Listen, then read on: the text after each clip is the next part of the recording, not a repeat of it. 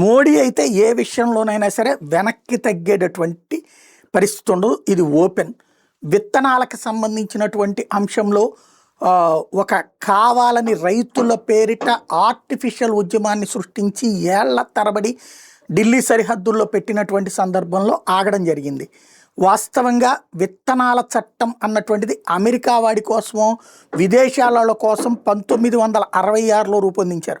దాని తర్వాత మన స్వదేశీ విత్తనాల డెవలప్మెంటు, మన స్వదేశీ గ్రోత్కి అనుకూలంగా చట్టాలు లేవు.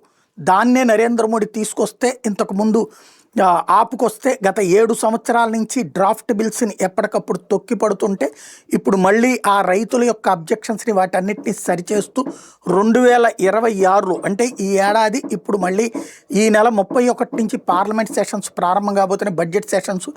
ఆ బడ్జెట్ సెషన్స్లో 2026 రిఫార్మ్ బిల్, సీడ్స్ బిల్లుని ప్రవేశపెట్టడానికి రంగం సిద్ధం చేస్తున్నారు.